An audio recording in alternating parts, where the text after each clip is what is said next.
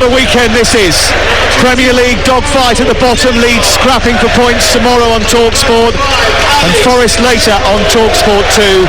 Two FA Cup semi-finals to bring you as well. City going for a treble, and United trying to keep hopes of a cup double alive. Brighton and Sheffield United ready to pounce and make a name for themselves. And then there is this. On paper, Arsenal should beat Southampton nice and easy, feet up, subs on, get ready for the big one. The Gunners are top, the Saints are rock bottom. But sometimes, when you are too busy looking at the challenge on the horizon, you can miss the trip hazard right in front of your face. Southampton are having a terrible season, but they've drawn with Tottenham and Manchester United recently. They beat Chelsea, and early in the season they took a point of the Gunners. They may be collapsing, but they are occasionally capable.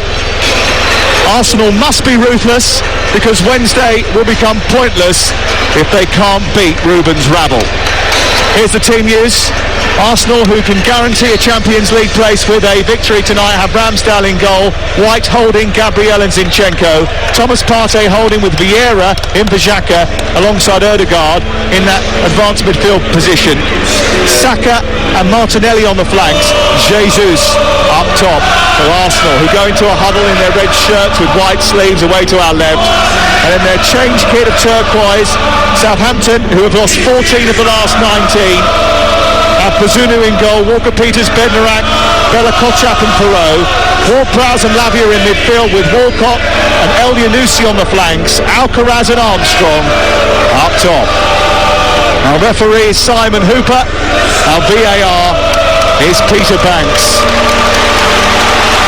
This weekend, TalkSport is like Glastonbury for football fans. Everywhere you look, there's a football match that matters, and this one certainly does. If Arsenal win tonight, they would hold a 7-point lead over Manchester City before they meet each other in 5 days' time. And only once in Premier League history has a side lost a title with a 7-point lead or more, with 6 games remaining. Live on TalkSport tonight, it's Arsenal against Southampton, and Leanne Sanderson is here alongside me. And will Arsenal have tunnel vision tonight? I think so. And they've given the ball away quickly and cheaply, and it's put in the back of the net almost immediately by Carlos Alcaraz. Ramsdale's kicked the ball to the edge of the penalty area. It's gone straight to Alcaraz, who's turned it over his head and into the bottom corner. 34 seconds on the clock, and Arsenal have conceded. The Southampton fans go crazy, and Southampton have sent a jolt of fear down the spine of Arsenal fans everywhere, and a shockwave through the Premier League. What on earth was Aaron Ramsdale thinking? I mean, it was worse than David De Gea's pass out last night. It was casual, it was sloppy, it was straight to the Argentine, who picked it straight up and rifled it back past him. It's Arsenal 0, Southampton 1. What a stunning start, Leanne. It's a great finish from Alcaraz. I feel for Aaron Ramsdale because, you know, I was about to talk Sam and I saw him give away the ball and I was thinking, gee, this is going to be a goal. And we said it before the game, it's the Premier League, yes, top versus the bottom, but anything is possible. You could see one good thing is that Aaron Ramsdale, you know, he put his shirt over his head, he knew he made the mistake, and I think his teammates, you know, they were quick to rally round him because he's been brilliant this year, but it was a pretty catastrophic mistake, and ultimately when you give the ball away in those areas and you're the goalkeeper, 9 times out of 10 it's going to be a goal, but I think that's a big shot early on, definitely. Aaron Ramsdale making a mistake, and Arsenal immediately in trouble, and Thomas Partey's in trouble for an elbow here on the progressing Romain Perot down the left touchline. 2 minutes played, Arsenal 0, Southampton 1. No, don't readjust your radio or flick your app as if you can't understand whether or not it's working or not. 34 seconds into the game, Arsenal behind, an error by Ramsdale, a goal by Carlos Alcaraz, the 20-year-old Argentine, signed from Argentine football in January, who has now scored 3 goals on his 7 starts for Southampton, and they lead the league leaders by a goal to 0. There's still plenty of time for them to get back, and Lavia's just gone wiring in on Saka on this near side, a late challenge, but it is certainly not stunned the Emirates into silence, Leanne. Actually, it sort of poked the bear a little bit, maybe.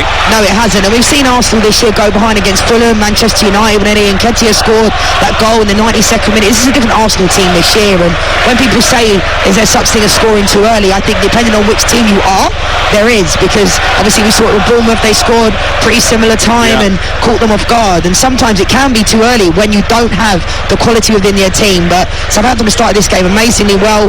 The Arsenal fans know there's still so much time to go in this game. Well, very similar to that Bournemouth game where Arsenal had to score a 97th minute winner to win it in the end. They won't want to wait that late this time around, but ahead of such a big week and a big encounter with Manchester City, it's just the start that Arsenal did not want in this game. 1-0 to Southampton, and Rob Holding takes the ball and moves it down the right side, plays it into White and then on to Saka. Saka gets away from Perot and then plays it back into the halfway line, and Holding, who has his hair tied back by an Alice band, square to Gabriel, and then they come down the left and it's picked up by Martinelli, the top scorer in the Premier League for Arsenal this season. He manages to twizzle away from Kyle Walker-Peters, runs past Lavia, storms into the box, runs past Bella Kotchap, who just about angles his body in between man and ball to manage to get it out and away for a goal kick away to our right hand side. But that's the sort of personality that Arsenal are going to need to get them out of a hole like that. A wriggle and a run which took out 4 or 5 Southampton players. Absolutely brilliant play from Martinelli and good defending from Bella Kotchap in the end. Gabriel Jesus went to make the run. He kind of held his hands up because he knew he was offside, and Martinelli just broke through. Fantastic play from him, great creativity and the type of play you want to see. Arsenal have squandered 2-goal leads in each of their last 2 games, and the lead at the top is just 4 points. It is still in their hands, but they really need to win here tonight, and they're already behind by a goal to nil. Fabio Vieira in for Xhaka, has it far side the left. It's picked up by Zinchenko and then given back to Vieira. Infield it goes to Gabriel, and now picked up by Partey, who just manages to slalom past Alcaraz, the goal scorer, and out towards the near side. Ruben Selles is out of his technical area, gesticulating and trying to organise his troops into position. They're playing almost 4-4-2 here, Southampton, as the ball goes wide out to Martinelli. Then Vieira joins the attack left side. Across is blocked by James Ward-Prowse, and it goes out on the far side and away for a corner kick. Good play from Vieira down the left-hand side. He pulled out to that wing, and I love this Arsenal team because they're so interchangeable. They can drop into different positions and mix and match, and you can see the pressure is still on. There's a different feel around the Emirates this year. You can feel it with the fans. They're not hanging their heads. They're right behind the team. Corner for Erdogan over on the far corner. He clips it towards the edge of the 6-yard box. It's headed away by Bella Kotchap, comes back out to the Norwegian on the left-hand side. Now Partey back into Erdogan. Brilliant run, pulls it through the 6-yard box and goes into the side netting. And a purposeful run from Erdogan. The response has been good from Arsenal. Brilliant play from Martin Odegaard. I thought it was a poor corner initially. It just looked like he was trying to clip it, but a nice interchange play with Thomas Partey. It looked like he was trying to pick out Gabriel that was in there as well, but really good positive play from Arsenal again. And they just need to keep doing what they're doing and stay patient, don't panic. They've conceded an early goal completely against what everybody thought before the game. Hughes bets already off, after 30 seconds. What a waste of money that was, eh? But we all thought the same thing, sometimes it's the Premier League, these things can happen. Southampton fighting against relegation. It looks a forlorn task. They're without a win in 6 games, but they've taken the lead at Arsenal. Ball sent over the head of Bednarek, and it's collected by Jesus, who plays it against the pole and then wins the corner on the far side. Bednarek tries to get a bit aggressive with the Brazilian, and that just spices up the Arsenal crowd. Simon Hooper is very quickly across to try and calm proceedings down, and it's going to be a corner kick over on the far side. The noise ramps up once again inside this stadium as Arsenal look to try and find an equaliser. They've been giving away leads recently. They've now got to come from behind here at the Emirates on this Friday night. Beautiful Friday night in North London. The ball is with Martinelli. Down the left he goes, bursts into the box. Erdogan moves back to the edge of the area. The cross is punched away by the goalkeeper. Comes to Zinchenko, who volleys it from the edge of the tee but never got over the top of it. Just couldn't keep it down, and it flies behind and away for a goal kick away to our right hand side. You're listening to TalkSport. Mikel Arteta will know that back-to-back draws against Liverpool and West Ham, compounded by City's run of 6 successive league wins, means that Arsenal can ill afford to drop any more points, Leanne. but they can't rush the response either. No, and I think that was an example of Zinchenko there. I think he already knew he had no backlift on the ball. It didn't come down, but the pressure is certainly on. I mean, Arsenal have had 3 corners in the space of about 2 minutes, so the pressure is there. And the last thing Southampton need to do is sit back and invite the pressure on. They need to keep the pressure up with Armstrong up front and maybe Arsenal will turn over the ball. Well, they're giving the ball away again, Arsenal, to Alcaraz, who's trying to escape from the clutches of Ødegaard. He slipped and picked the ball up with his hands. The referee's been kind and giving him a free kick on the edge of the centre circle. We played 8 minutes and it's 1-0 to Southampton. And Carlos Alcaraz, the goal scorer, shaved hair right the way up to the top of his temples, and then there's a little bit of hair on top. Looks a stylish young man. He certainly was a stylish finish after being given the chance by Aaron Ramsdale's sloppy play from the back. James Ward-Prowse now has a free kick. He's not going to score from this distance out, but he may well cultivate a chance. It's left of the centre circle, right-footed, floats it into the penalty area, towards the far post, looking for Theo Walcott. It's headed away by Zinchenko, and then Martinelli looking to run away with a loose ball, can't keep it in on the far side, and it's out for a throw-in to Southampton. That was a good ball in from James Ward-Prowse. Not much pace on it though. It looked like he was looking for the far post just to float it in, but that initial free kick from Alcaraz was clever because it wasn't a free kick and he picked up the ball and he left the referee with no choice but to give a free kick. But certainly Southampton, they're high pressing in a way that I don't think I've seen them do many times this season, maybe at Stamford Bridge and against Tottenham as well when they were chasing the game, but they've certainly started this game very, very well. They don't look phased and they need to keep doing exactly what they're doing. So I think with Southampton, at times they give away the ball too cheaply.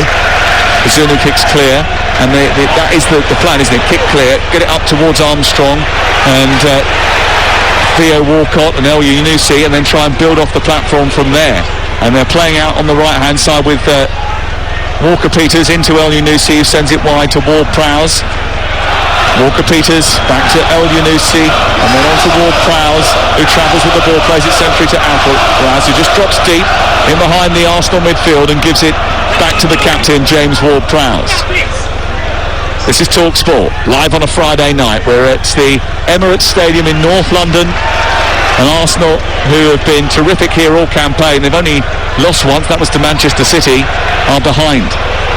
Zinchenko back from an injury and scurrying back into position. He was out of the squad against West Ham last weekend, but very much part of the travelling party. Across to Rob Holding, and Ramsdale's got it at his feet again. Southampton fans make a little bit of noise away to our right. We are high up in the top tier of the main stand, just left of the halfway line.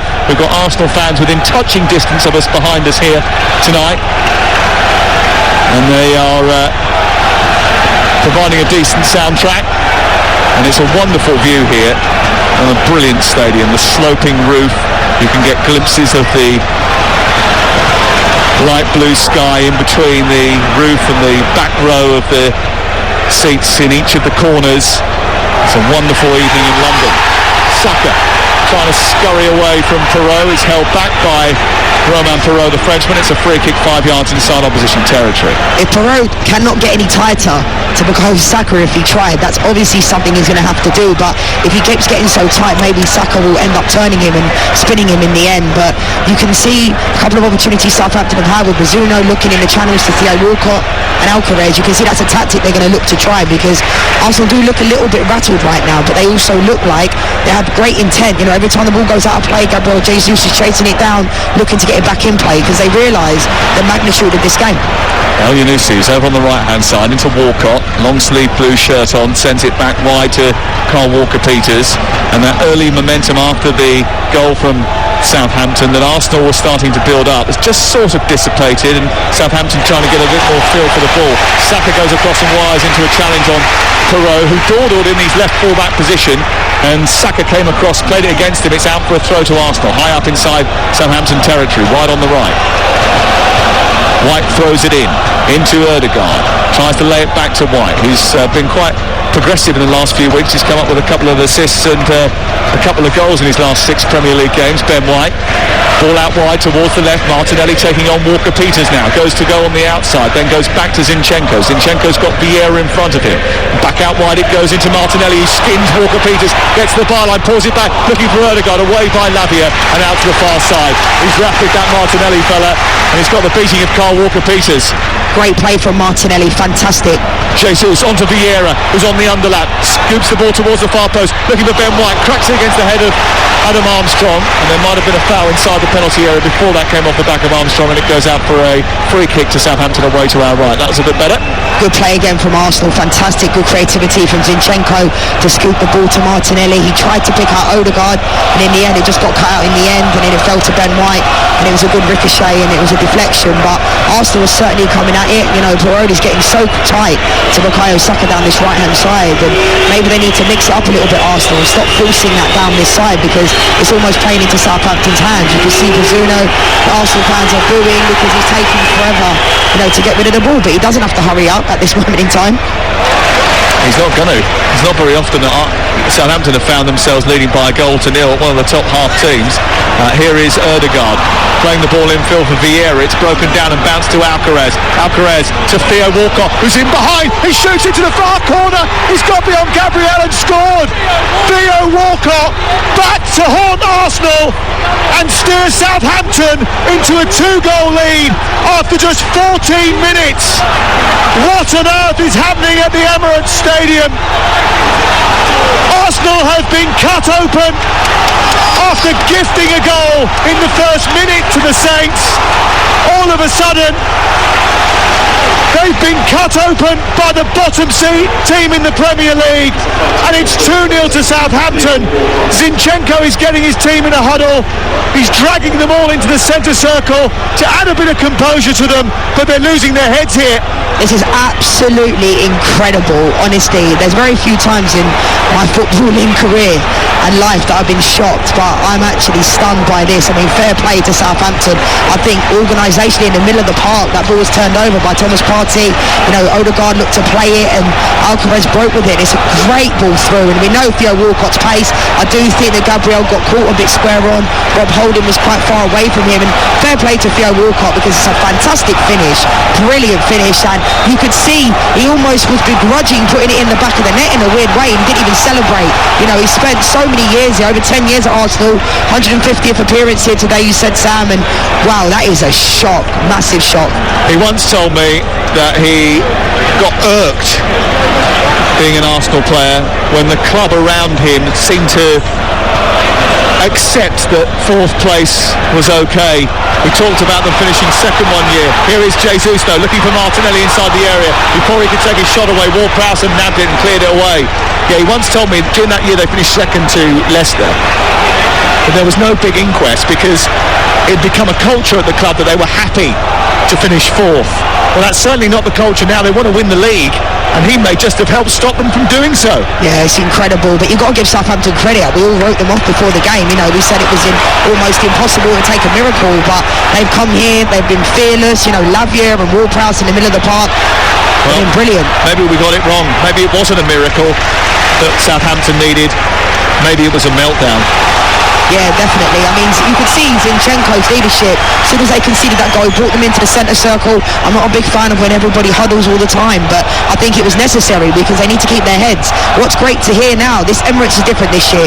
They're behind, and Arsenal fans are right behind them. You know, this time last year, fans might have already been leaving at this point. So it's great to see they're still behind them. But Southampton have been brilliant. They really have. You've got to give credit where it's due.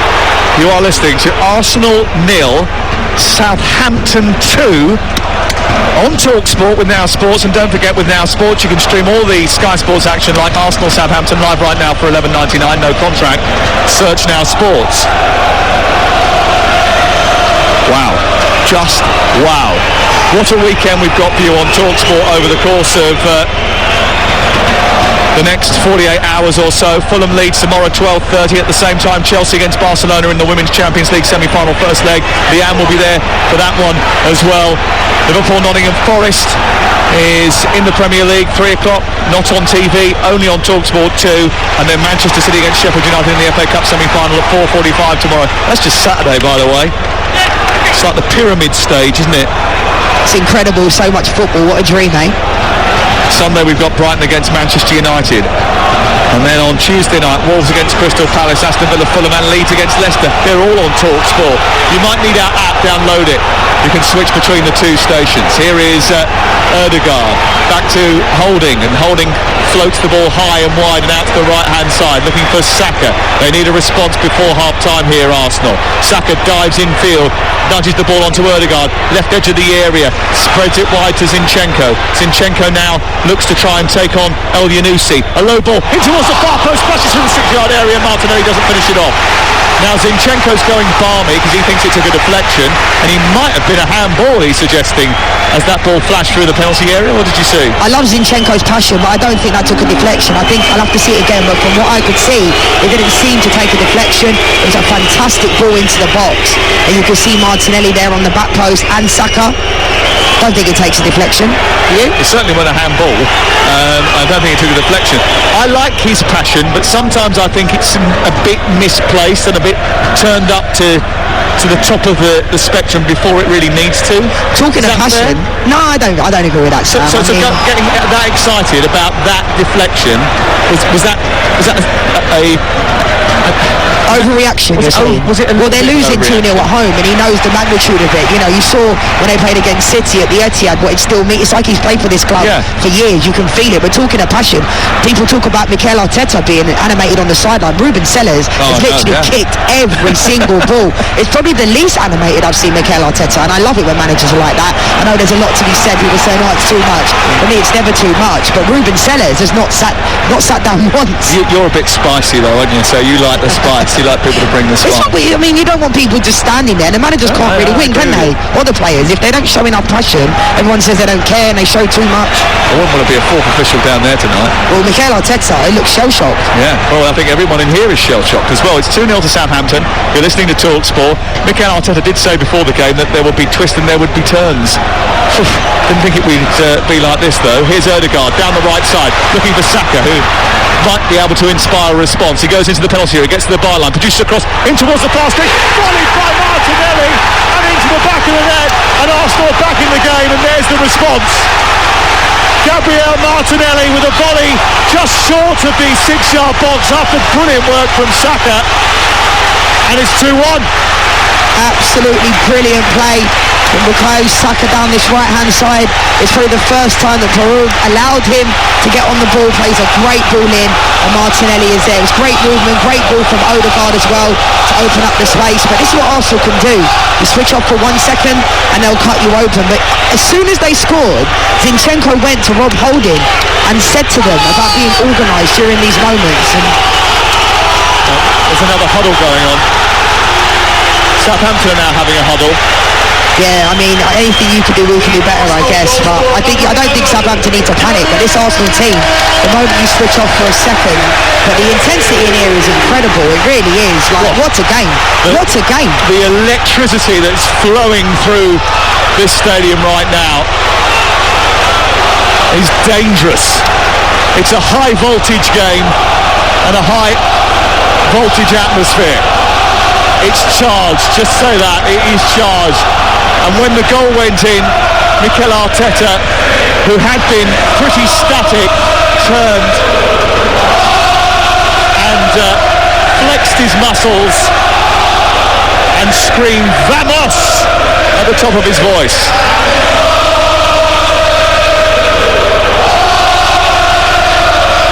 Listen to the Arsenal fans.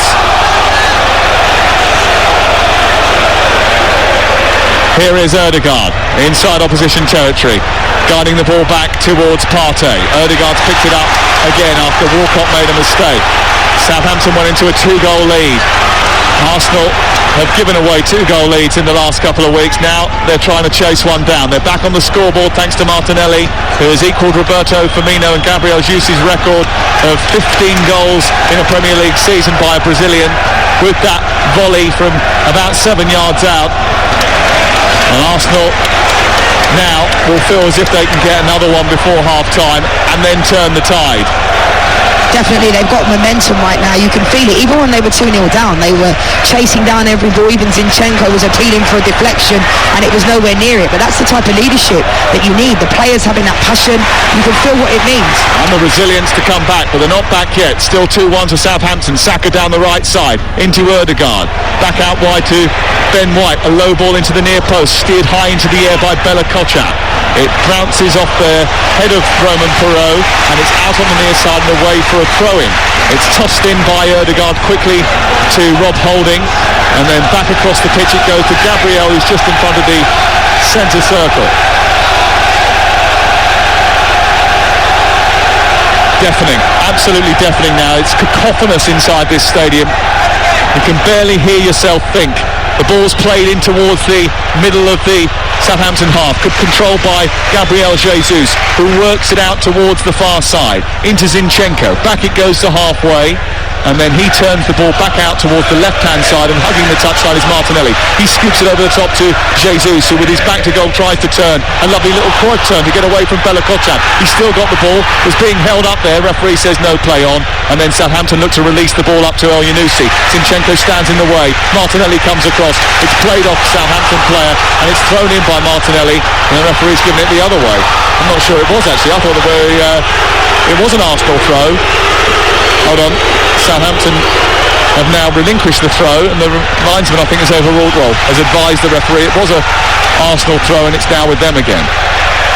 That was quite strange because they'd already got themselves going, but Arsenal have been relentless. I mean, I fear for Southampton now because they started the game very well. Obviously, Aaron Ramsdale made that mistake.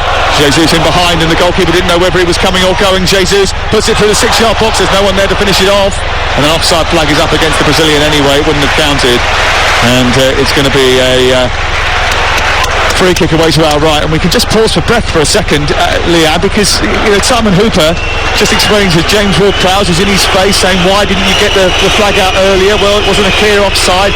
It is incredibly charged. It's incredibly intense. You can feel the sort of energy flowing through this game, can't you? Both have got so much to play for. Southampton fighting against relegation, and of course Arsenal looking to try and stay in this title hunt. You can definitely feel it within the stadium, both sets of fans, both sets of players, and it's completely gone the opposite, I think, of what everybody thought. I think they thought it was going to be a formality that Arsenal win this game pretty comfortably. At the top of the Scottish Championship, Queen's Park still trying to gun for glory, but Ayr United 0, Queen's Park 0 is the latest scoreline after 38 minutes there. It's 2-1 to Southampton here, live on Talk Sport, over on Talk Sport 2. Right now, we've got the latest from the Super League, and it's Castleford 6, Hull KR 0, and Lee Leopards are 16-0 up over Leeds.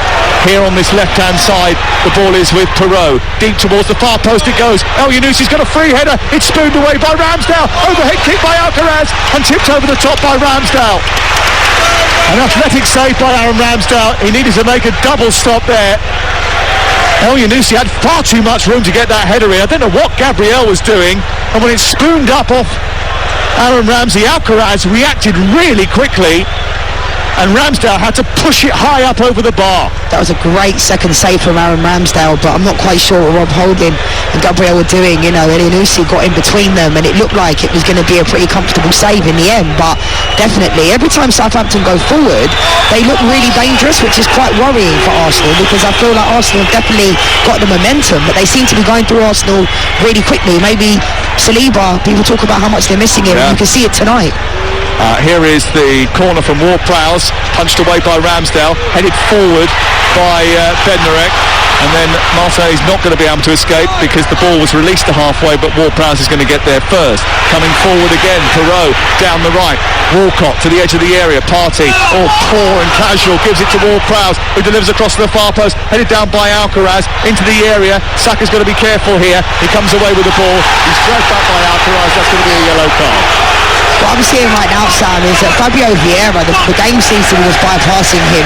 Defensively, he needs to get on the other side of the ball to take care of Alcaraz, Lavia and Ward-Prowse. Ward-Prowse is putting a fantastic cross, something so basic, but that you fail to see a lot of footballers being able to do these days, putting a good ball into the box. Fantastic. But I think defensively, you see Zinchenko floating into that middle area, almost like a defensive midfielder, but Thomas Partey needs to take better care of the ball. But Fabio Vieira, the game just seems to be bypassing him, and there's a massive gap within that area. area that Ward-Prowse looks like he's exploiting, and he's getting a lot of joy out of that. Well, Fabio Vieira is playing the Xhaka role, isn't he? And Xhaka does wander out that left-hand side, but it does feel as if Vieira's wandering out there a little bit further than Xhaka would. Here is Ben White trying to click it back to Saka. It was a poor ball by White, and the move that was progressing down the right side breaks down and goes out of play down by the corner flag away to our right-hand side, and it's a throw-in to Southampton, who are having a dreadful run. They are the Premier League's cannon fodder. They've only amassed 3 points from their last 15 Premier League games this season against teams in the top half of the table, but they did draw with Arsenal in the reverse fixture, and they have been a bit of a bogey team against them down at St Mary's, but here usually it's an Arsenal victory that comes their way. Here the ball's been sent out towards the far side, and Martinelli with a cross in towards Ødegaard, who's unmarked, and he's steered over the top of the crossbar. I mean, that was dreadful defending by Southampton. Bella Kotchap and Bednarak having a bit of an inquest now as Ødegaard wandered in between them to have a free header into the box. He probably should have hit the target, shouldn't he? Yeah, and he also, I don't think he would have thought he would have had enough, that amount of time inside the 18-yard box, because it's almost like he could have brought the ball down on his chest. But Bella Kotchap and Bednarak, I mean, they can say whatever they want to each other, but they need to take care of the danger. Lavia also let him run on his back shoulder as well, but Ødegaard, you'd expect him to do a little bit better in that situation. Maybe the ball was like hitting really, really hard, but you'd expect him to do a little bit better, but I don't think he expected to just be there on his own. Drinks break and time out because Theo Walcott's got to have some treatment on his ankle, and Ruben Selles as a result has got the magnetic whiteboard out and the counters, and he's moving them around on the touchline before he goes into a little huddle with his players. This is where I want you to go, move that there. Does that work as a player? No, it doesn't, because you're not watching, you're not listening. You are listening, but you're not thinking about watching a tactics board when you're in the middle of a game, especially with an intensity like this. But fair play to him, you know, he's doing everything he can down there, and he's got that passion and that heart, and maybe they are listening, but kind of in these situations it's so high pressure and so intense. You can see Mikel Arteta as well, and tactically it's fantastic to see both managers getting in amongst it right now from the sideline and getting involved and telling them what to do, because this is why some of these managers are very good at what they do, because it's an art and it's a skill, and they have to get a tune out of their players. And Ruben Selles, in one of his first games down, I'm pretty sure it was a Stamford Bridge, and he got a tune out of them pretty early on. Yeah. And that happens, that, you know, sometimes new manager comes in and there's that bounce. But I just said it before the game, I don't think Southampton have a lot of quality within their team, but what they've shown tonight is great heart and great fight, and within the middle of the park they've looked very, very good. Well, Alcaraz has scored here for Southampton, and looking up on high, Patrick Vieira and Thierry Henry, who were part of the last Arsenal team that won the league. And it was 19 years ago now. A quick recap: if you just turned the radio on, you got in your car, you went out to get the shopping, you come back in, you put the car radio on, you're sitting there and you're thinking, what's all this noise about? Well, Southampton went in front after 34 seconds of this football match after a mistake by Ramsdale. They then compounded that by scoring a second goal. Beautiful ball out towards Walcott from Alcaraz. Alcaraz making one and scoring one in the first 14 minutes. Arsenal found themselves 2-0 down and then dragged themselves back into the game with a Martinelli goal on 20 minutes. It's now 30 minutes into the match, and it's Arsenal 1. Remember, top of the table Arsenal 1, bottom of the table Southampton 2, and Theo Walcott, who's had his treatment, is back up again. He's just had another shot down the throat of Aaron Ramsdale, and Arsenal will clear it away. We're back underway. We've played 31 minutes. You are listening to TalkSport. Sam Matterface and Leanne Sanderson, the former Lioness, is alongside us in the commentary box on a lovely spring evening. Still got to wear the jackets when you get up here, though. The wind whips around, doesn't it, eh? Yeah, I'm absolutely freezing now. Saka down the right-hand side. Listen, I'll tell you what, this game doesn't keep you warm. I don't know what will. It's been a terrific football match to watch. A yellow card comes out for Roman Perot for harassing Bukayo Saka. That's a tossing up procedure, isn't it? Because he has been all over Bukayo Saka like a rash. He has, and he's done that all game, Parode, and I think he's done a decent job. But this is what I said before: when you get that tight to a player, that's what will happen. And now he's going to have to tread on thin ice, because he's going to have to go another 60 minutes, on that yellow card. And Bukayo Saka knows that as well. But brilliant play, 1v1, and got out. A great chance for Arsenal here. Saka, whose cross was met by Martinelli for the goal that has put Arsenal on the scoreboard tonight, attacking the clock end away to our right in front of those Arsenal ultras, the Ashburton army away to our right hand side. They prepare another free kick. Saka will take it. He's got Holding to aim at. Jesus, Gabriel and Partey all in there. Martinelli lurking with intent as well as they burst towards the near post. It's aimed towards Holding, comes back out to the edge of the area, and Vieira spoons the ball forward.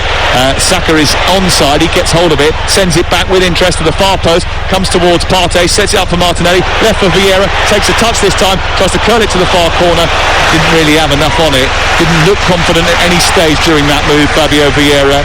He's had a difficult afternoon so far, evening so far, and it goes beyond the goal away to our right now for a goal kick. It's currently 2-1 to Southampton, live on TalkSport, and for the latest odds you can head to Ladbrokes, where right now you can get Arsenal to win at 3-4. Southampton win still odds against 7-2. The draw 12-5. That's all thanks to Ladbrokes. Play at ladbrokes.com. 18+. BeGambleAware.org.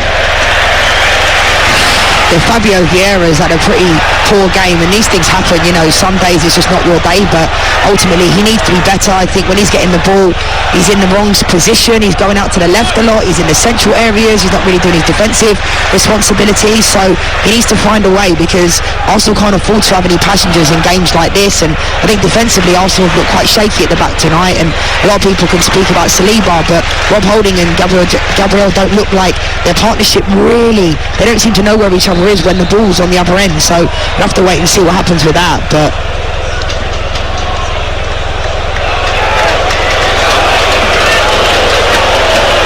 2-1 to Southampton, and Arsenal looking to come down the right side with White onto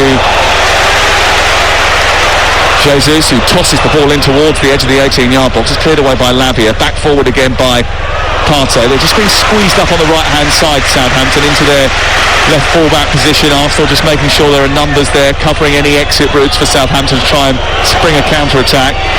Southampton have scored from 2 turnovers of possession. One very close to their goal away to our left from Ramsdale's sloppiness. Another one, a mistake in midfield, which Alcaraz profited from and immediately managed to release Walcott to score their second goal. Zinchenko finds Partey through a tight gap. Good football from Arsenal. He's in the midpoint of the Southampton half. 2 banks of 4 to try and break down now for Arsenal as they pick it up left side. Zinchenko infield to Martinelli, who wanders centrally before giving it to Holding. Out it goes to the right touchline, a couple of yards in from that. He's faced up Bukayo Saka by Parot, and then his pass into Jesus was too heavy, and Alcaraz, who's been pretty lively all night, comes away with it. Jesus robs it back. Ødegaard gets involved. Lavia puts in a strong challenge. It's away by Bella Kotchap. There'll be a lot of Southampton fans thinking, why haven't they done this all season, by the way? As Walker Peters goes wiring into Vieira over on the far side, and Vieira goes down. He seems to be a little bit hurt. Walker Peters pleading that he got the ball. The referee didn't give a free kick. He has given a throw-in on the far side. I think it was a good tackle, definitely. Those ones do definitely hurt, but it's a good tackle from Walker Peters. Good fight, good willingness to win the ball, but they do definitely hurt. Yeah, because he got his legs sort of caught under the body of Walker Peters. He's back on his feet now, and the ball's been tossed down the left side for Martinelli. He's got 3 blue shirts around him. He's got into a crossing position, played it against the defender. It's come back and hit him, and scooted behind and away for a goal kick away to our right-hand side. Southampton lead by 2-1. It's Ayr United 0, Queen's Park 0 in the Championship.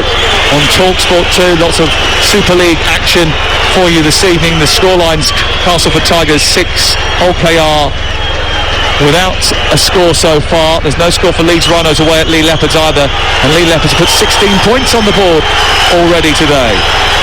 This is TalkSport. Arsenal, who held an inquest after that second goal in the centre circle, Zinchenko leading it, have managed to get themselves on the scoreboard, but there's still a deficit to make up here. And there's a problem over on the far side for Jan Bednarak, who looks as if he's got a bit of a whack, and he's gone down looking like he needs a bit of treatment.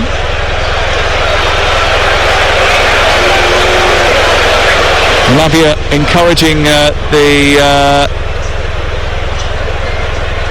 it looked like the physio is being called on immediately because he might have lost consciousness over on the far side. That was certainly Lavia's panic, and they're just checking on his progress. He hasn't really moved. He seemed to jump over the top of Martinelli and then land on his head awkwardly, and that looks a rather uncomfortable one. You immediately had a reaction there, Leanne. Yeah, that doesn't look good, Sam. It really didn't. Looked really, really nasty. The medical teams from both clubs now very quickly going over to support the Southampton staff. There's paramedics running over as well. This is a worrying situation for Jan Bednarak over on that far side. He's a couple of inches in from the right touchline. He was involved in a tussle with Martinelli. He went up and over him and landed awkwardly, and now the stretcher is coming out for him as well. I don't think his teammates are looking as concerned as you may think if it was incredibly bad. I mean, you've got to hope that he's okay. He seems to be moving now, which is the best news that we've had. The landing, Sam, looked really, really... I mean, he's went shaking his head, which is good. It's so good to see that he's up because the landing looked he looks really, dazed really and rough. confused, though, doesn't he? He's going to have to come off, surely, because the landing was tough. I mean, both players went up for the ball, had every right to go for it, but that looked rough, and it's good to see he's up and moving. Half-time in the Premiership Rugby. Newcastle Falcons 5, Northampton Saints 28. That's the latest score in half-time in that game between Ayr and Queen's Park. It's 0-0. The concussion protocol obviously can kick in here, and they can have an extra concussion substitute. Elyounoussi just going over to add mitigation. Bednarak doesn't look like he should be continuing here. He's not at full capacity. From this distance you can see that he's not 100%. He's pleading, I think, with the medical staff to let him go on, but actually someone has made a call over there that that's not going to be able to be the case, and they're going to make a substitution. Really, really good to see. You can see Bednarak wants to carry on, but you have to take it. The experts, the doctors, the physios, the trainers, they have to take it out of the players' hands, and that's exactly what they've done. I'm sure as a player you want to continue, but I just don't think he should. 6 minutes before half-time, and they're going to be forced into a change. He's still arguing about coming on.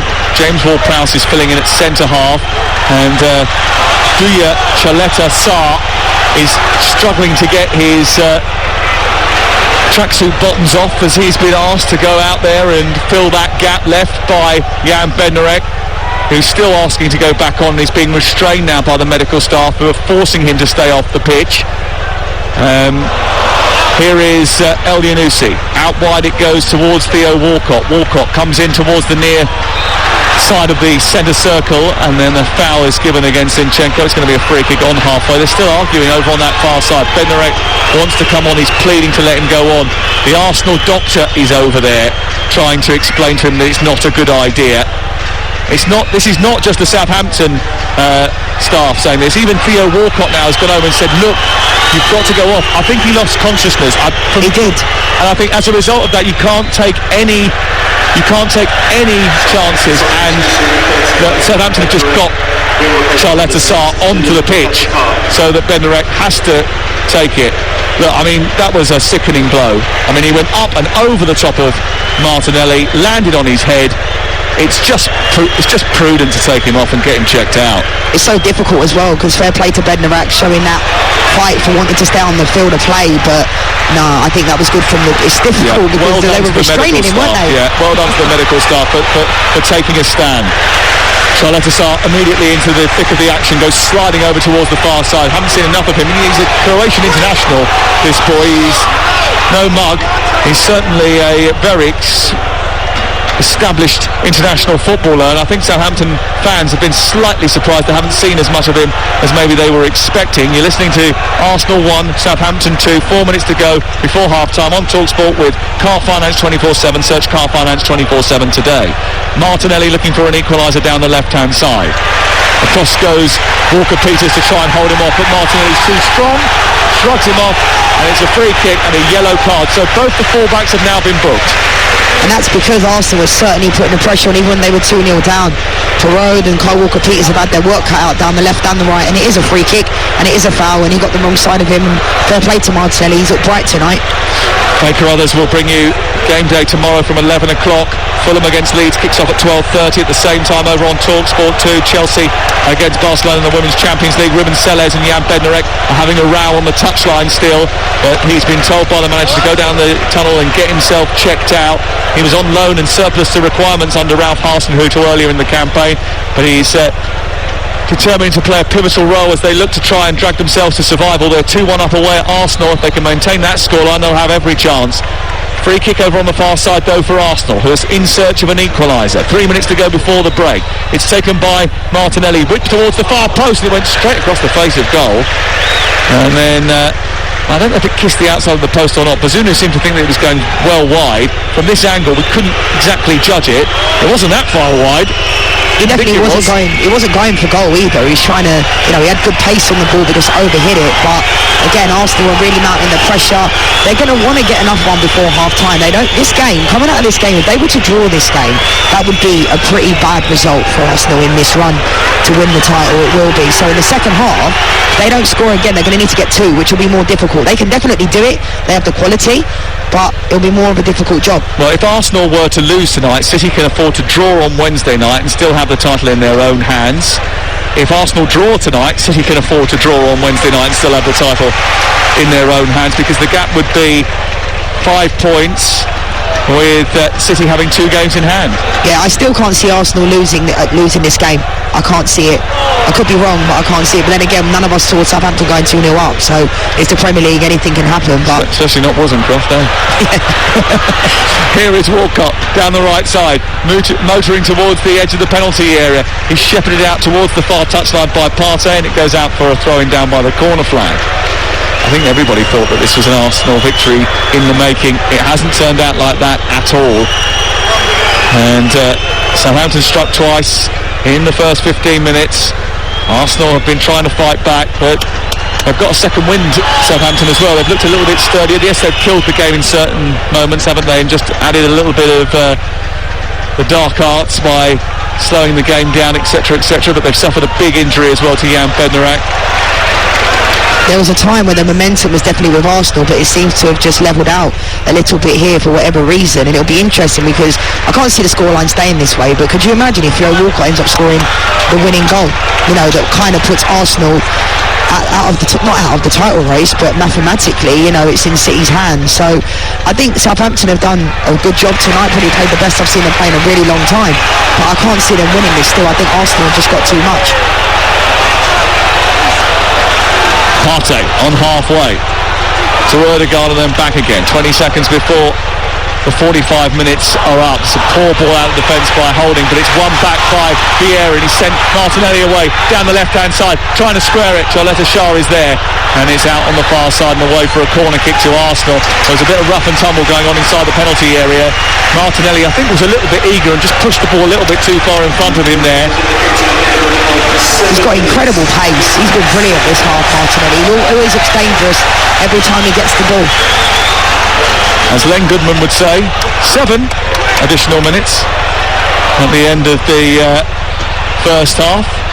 And here is Martinelli trying to get across into the box. Ødegaard takes it, volley left-footed, blocked by the defender. Comes back out to Vieira, who's crossing towards Gabriel. Is headed over the top of the crossbar by the Brazilian.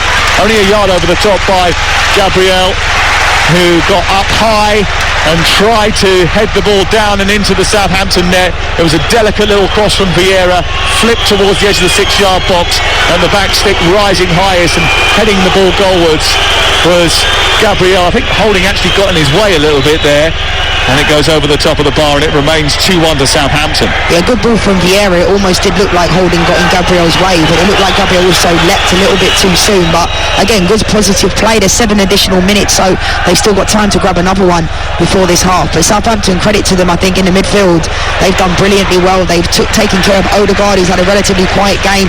They've got around him, and that's what you have to do. You have to man-mark the best players, and they've done that. Bukayo Saka and Ødegaard, they haven't really had a sniff this half, and I think Ward-Prowse, Lavia Lavia, Alcaraz have done a really good job in those areas.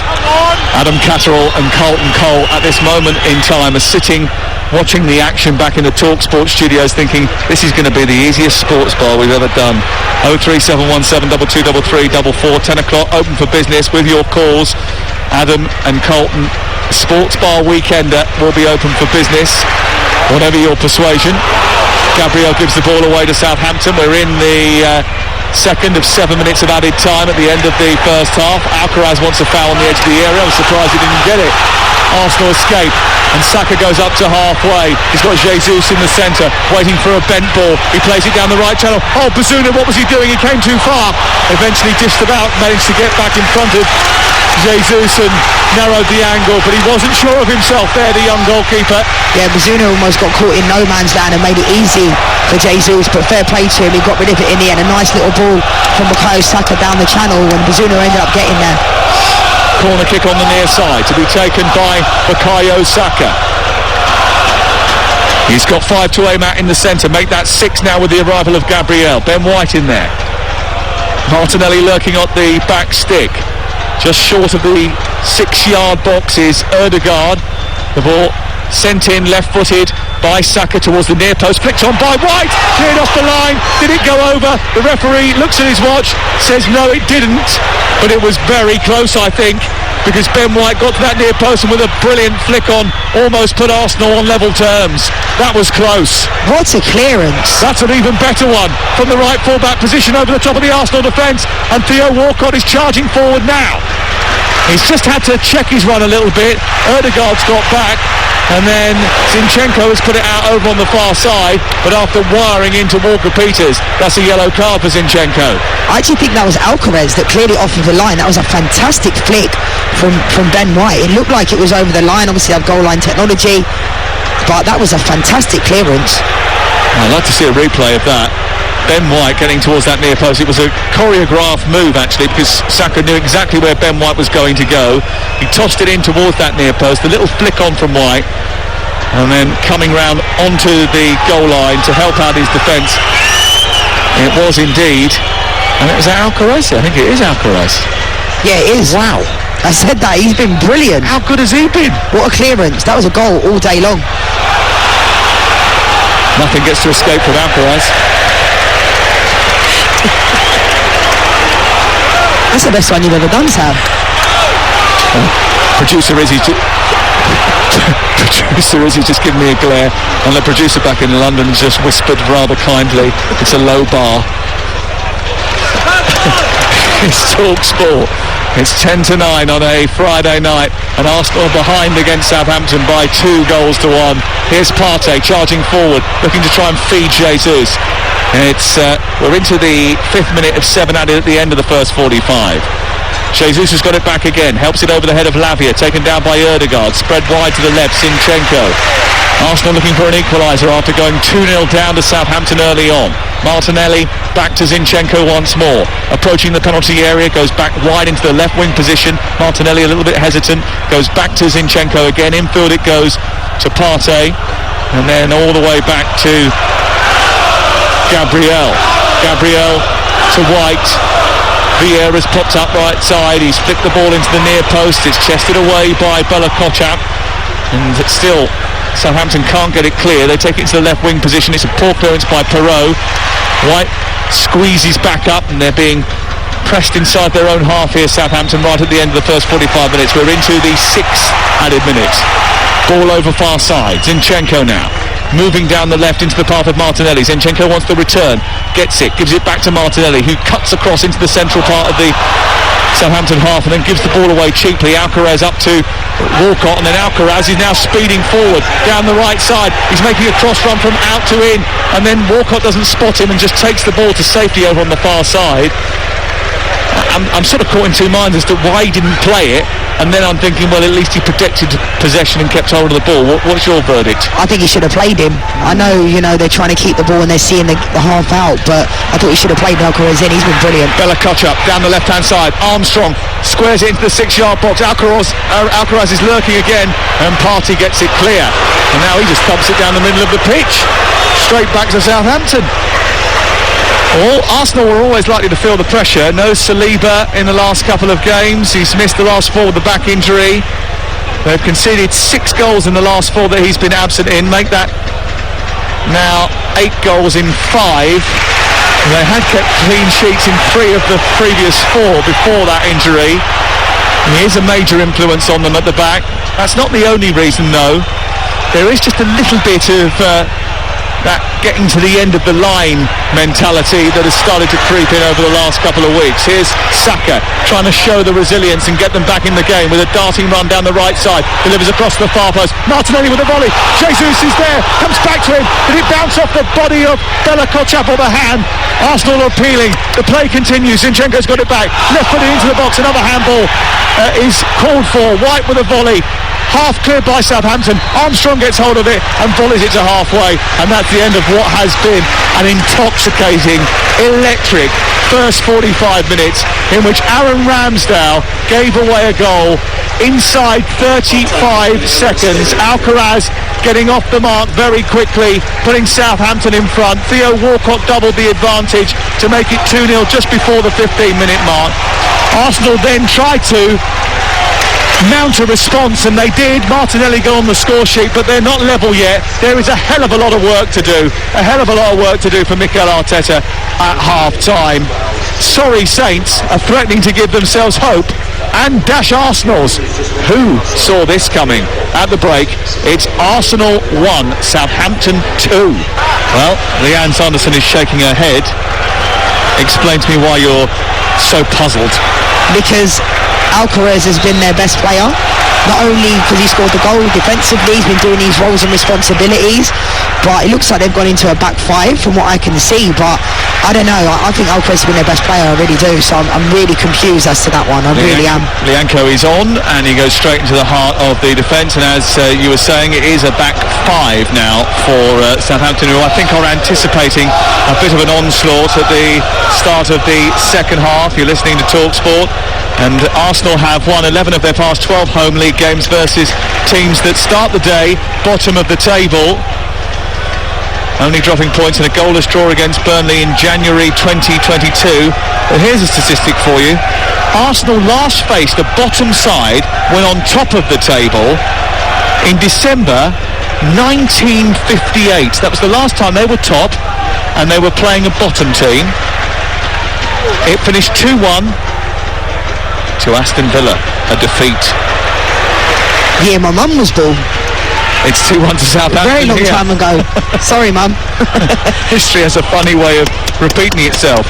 Arteta hopes that it doesn't repeat itself. He's got 45 minutes to change it, and 2 of the Premier League's fastest goals this season have come in this stadium, both of them against Arsenal. That fast one today from Carlos Alcaraz has been substituted at half-time, and then earlier in the season when Bournemouth scored in the first minute, only for Arsenal to come back and win it in stoppage time, live on TalkSport 2.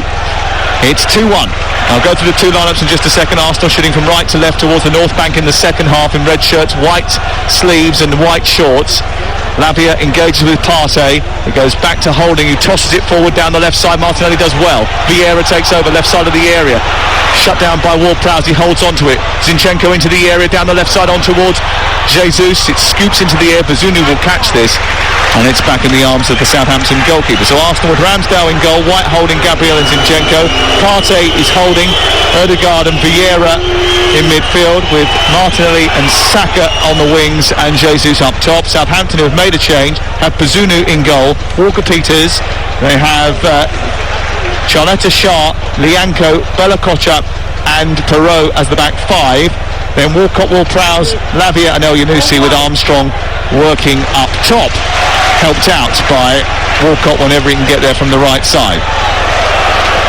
3 minutes played in the second half. We'd already had a goal by now in the first half, and it's still 2-1. The ball on the near side with Zinchenko. And his blonde hair and long-sleeved Arsenal shirt, untucked at the waist, plays it forward and down the touchline looking for Martinelli, then stops and gives it infield instead because he was slightly hesitant about the gap that was in front of him. So he goes to the right side via Holding, and now it's with Saka right tight to the touchline on the far side. A lot of Arsenal supporters are still in the concourses getting their half-time pint And a few empty seats on the far side now as people try to jostle back for position coming back from their half-time refreshments. Saka, no such refreshments for him. Sends the ball in towards White, whose cross is steered away by Ward-Prowse and then sent up to halfway. There's no outball now, though, for Southampton, who have now gone to 5 at the back. There's no one to chase down those clearances when they get the ball away from Arsenal, and it's just going to be one-way traffic, I think. I don't like this, Sam. I really don't. I know I was in disgust when Alcaraz went off, but this whole inviting pressure, and I just don't get it because it's not going to work. Clearly, it's not working. Saka, Ødegaard, edge of the area, left-footed cross away by Lianco, unconventional, but got it away. It's picked up by Adam Armstrong, and then Ward-Prowse sent it out to the far side, and again, it's an Arsenal body who gets on the ball before it gets to halfway. Southampton have handed the initiative here to Southampton, and Charlotte Sarr is trying to steer his team up to the halfway line and get them out, but they can't get out. Yeah, no, I mean, if this is how they're going to... Zinchenko just giving away the ball that uncharacteristically, like Walcott's come away with it and giving it straight back to Gabriel, but I think this is how it's going to be the whole half, and I'm surprised because there's no outball for them, for Southampton. There just isn't. I mean, Alcaraz didn't look injured, did he? No. Here is Saka onto Ødegaard. Ødegaard engaged by Ward-Prowse. Manages to squeeze it through to Lavia, who's just short of the centre circle. Hasn't got too many to aim at, but is now joined by Carl Walker-Peters, who scurries over halfway and gets to the edge of the penalty area. Martinelli comes across, but there's no one to aim at, so they give it to James Ward-Prowse. He's reluctant to put a cross in the box because only Armstrong is in there, and then Walker-Peters gets it out towards Ward-Prowse on this near side, and then they go backwards rather than forwards. Walcott spins into the channel, it's overhit and goes out of play. Why have they relinquished the threat that they had on the counter-attack? Because they've decided to take off Alcaraz, who's an attacking-minded player, and gone to a back 5 with Lianco. But in that situation there, the opportunity was there for Carl Walker-Peters to put it in the box early, because it was almost a 2v1 situation. But as soon as he came back inside, the opportunity went away, and then it had to be an inch-perfect ball to play Theo Walcott in, and it was poor in the end. Alcaraz is sitting on the bench grumpily as the ball is played forward by Zinchenko into the penalty area. Another great header from Charles Sarr, who's on for the injured Bednarek in the first half. It's cleared by Roman Perrault and then picked up by Ben White, who's halfway inside the Southampton half of the field. Go through the line-up, the Southampton line just a second. There's a collision inside the box involving Jesus and Charles Sarr. Whoops. Nothing doing, according to the referee Simon Hooper. 2-1 to Southampton, live on Talk Sport. It's 6-6 in the Super League, Castleford Tigers against Hull KR. And coverage of our Super League coverage tonight, it continues on Talk Sport 2. Kazunu's just picked the ball up after a lengthy delay and no real pressing. He's then smashed it downfield. The Arsenal fans not happy about the time wasting, but it's within his gift, isn't it? He's been doing it since the first half, and he's not doing anything wrong. Why wouldn't you do that? Your team's up and you want to slow down the tempo, why not? It's frustrating. I don't like it when you're on the field of play and that happens, but it's a tactic that they can use. Ever done it? Yes. Of course. But I'm not a goalkeeper or defender. Vieira has been sandwiched between two blue shirts. Free kick given. They want to get on with it quickly, but Southampton wouldn't let them. Now they are moving it out towards the right-hand side. It's picked up by Holding, who tries to bring it forward. It's now with Zinchenko's wandered into midfield just in front of the centre circle. He's flown the ball out to White. White now looking for Saka. Saka approaching the edge of the penalty area. He's jinked it back infield and gone to White. Now it's on to Partey. It's all very tight inside the area. Ødegaard's gone down under a little bit of contact from Perrault. It was El Yunusi actually who maybe just left the leg dangling there. El Yunusi, referee says play on, nothing doing. You can see why they were appealing for that, but I don't think there was anything in that. Saka now tries to get to the edge of the box again. Ødegaard plays it back towards Saka, away by Perrault. White goes across. El Yunusi steers it towards the corner flag and will look to bring it clear for Southampton. Hasn't got any routes out, gives it back to White inadvertently. White travels into the penalty area. Here's Saka trying to flick it into a congested box. There's so many blue shirts in there. It's like a sea of blue inside that 18-yard box away to our left. They're defending so deep here, Southampton. Surely they can't do this for another 40 minutes. Cross into the box from the wide right position from Ben White. Flicked away by Walker-Peters, but he's kept it in for Martinelli, who sent it back from whence it came. Lianco steers it wide.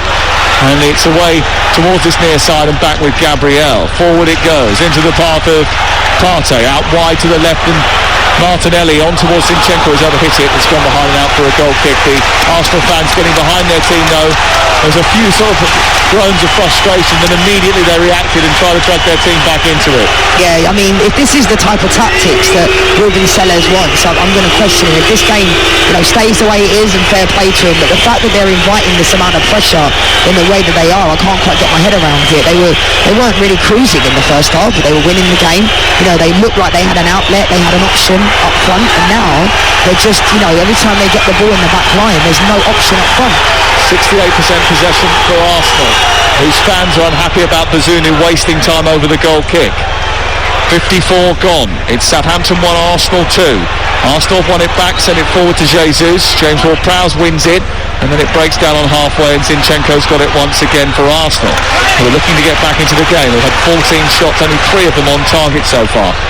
Southampton have only had 6 shots, 5 of them have been on target. There was a double save from Ramsdale that stopped it from getting any worse. Here's Saka, right side, cross into the box, steered away by Bella Kochak, and then picked up by Perot, who's trying to escape on the far touchline. Comes back infield past the Norwegian Ødegaard, and then Jesus, who spent far too much time dropping deep in that West Ham game, especially in the second half, is chasing back to try and win it back. Gabriel gets it back to his goalkeeper, and Arsenal have it again. Southampton are going to be hanging on here, trying to keep hold of this lead for as long as possible. You'd expect that. I don't know if the manner, the way they're going about it is particularly wise.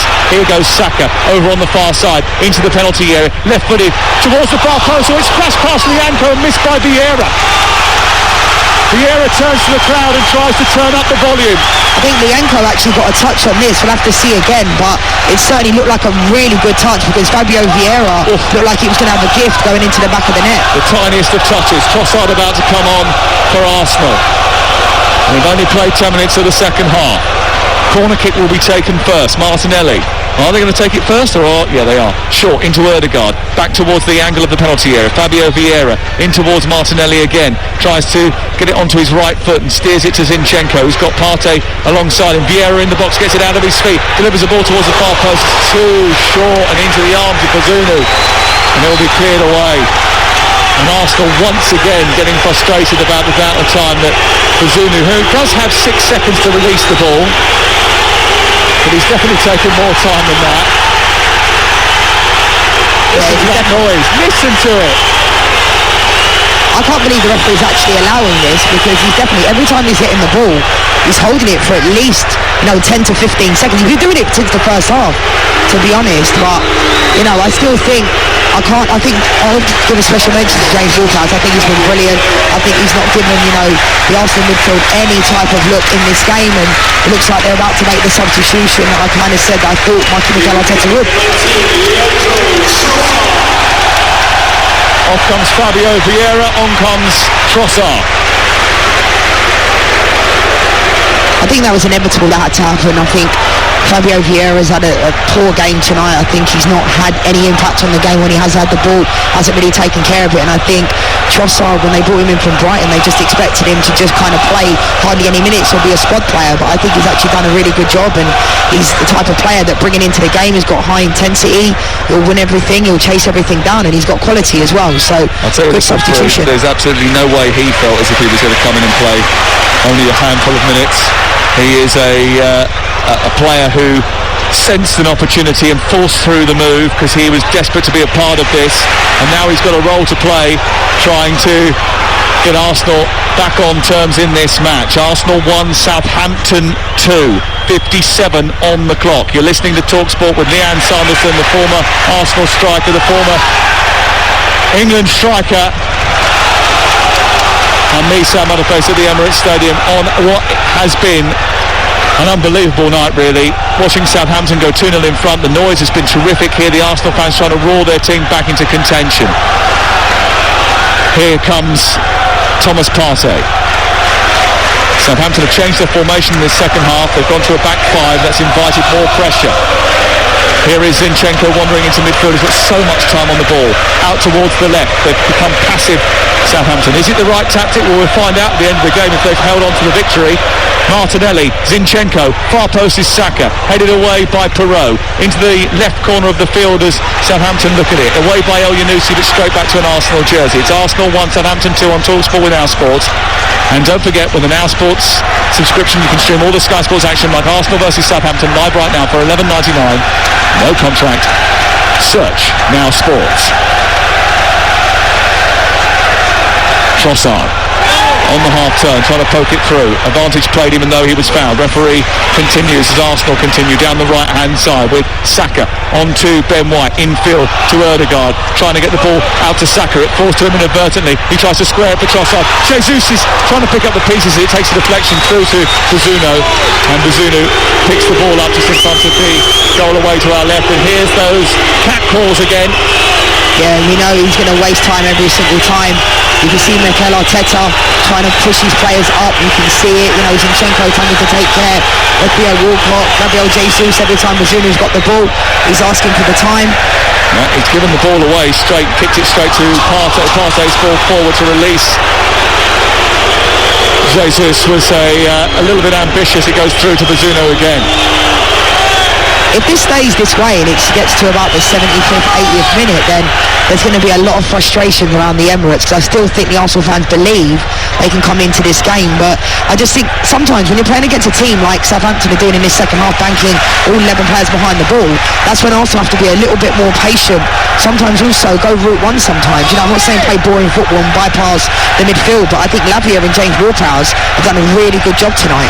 Big Arsenal fan, Adrian Durham texted me at half-time. He said he believed that Arsenal would come back. His prediction was they would come back and win the game, just like they did against Bournemouth, even if it meant that the referee had to keep playing until they did. I think that last bit was sarcastic. I couldn't work it out. It was a text message. We played nearly an hour. It is 2-1 to Southampton live on TalkSport. Bottom of the table, Southampton. Haven't beaten the top half team, Southampton. 3 managers, Southampton, against top of the table Arsenal. Here's Jesus trying to spin inside the area. The ball is played to him. Lianco right up his backside, trying to stop him from going anywhere. Manages to get it clear, but again it goes to the halfway line. Arsenal get it back again. Good play from Lianco coming into this game. You know, Gabriel Jesus tried to spin him, and fair play to him. He's nice and tight. Trossard couldn't get it under control. Ball was played to him by Jesus, and he didn't manage to get hold of it. Arsenal have been sending out the second youngest 11 week in, week out in the Premier League this campaign. That must be noted. Yellow card is coming for Bazunu here, or at least a talking to from Simon Hooper. I'm watching you, he says, as Bazunu takes ages over the goal kick once again.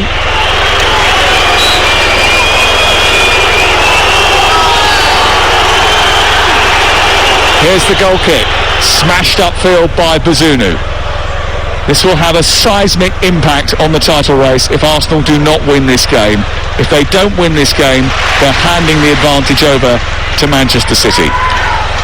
Something so basic, Bazunu's wasting time, which I completely understand, but when he's hitting his goal kicks, he's just there's no target player. Adam Armstrong, you know, he's not even going towards the ball. It's very strange because they're just inviting pressure this whole of the half. It's such a strange tactic, because I think in the first half they were very, very good defensively, organised, but they're just inviting the pressure on. If it comes off, we'll hail him as a genius. If it doesn't, he's going to get blamed for it, Ruben Selles. Here's Martinelli down the left-hand side towards the byline, produces a cross, comes back to Saka. The ball went out, he's hit the post anyway, and it's cleared out on the far side, but the ball had already gone over the line when Martinelli crossed the ball. Yeah, and he's so quick, Martinelli. It happens to him quite often where he runs the ball out of play because he's so fast. But again, good play down this left-hand side. Cole Walker-Peters couldn't get anywhere near Martinelli, and it does go out of bounds. You know, the whole ball goes out of bounds, and that happens. Yeah, it was about a good yard out of bounds, wasn't it? Well, Ruben Selles hasn't been able to do much to revive Southampton's fortunes. Prior to his first game in charge at Chelsea on February the 18th, Southampton were bottom and 4 points from safety. They currently find themselves in exactly the same position. However, were they to win this, it would really tighten up the bottom of the Premier League. Really tighten up the bottom of the Premier League. I think everybody thought that Southampton would be in the dust, but they will go above Leicester City should they win here tonight and off the bottom of the table?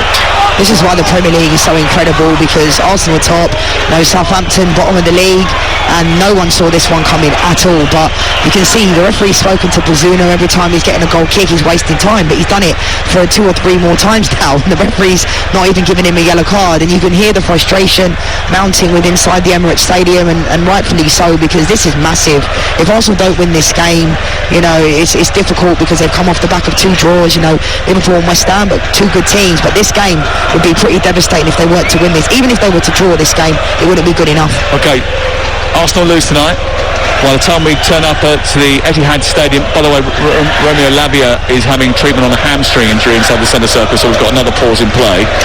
If Arsenal lose tonight, when we go to the Etihad on Wednesday night, it's 74 points for Arsenal from 32 games.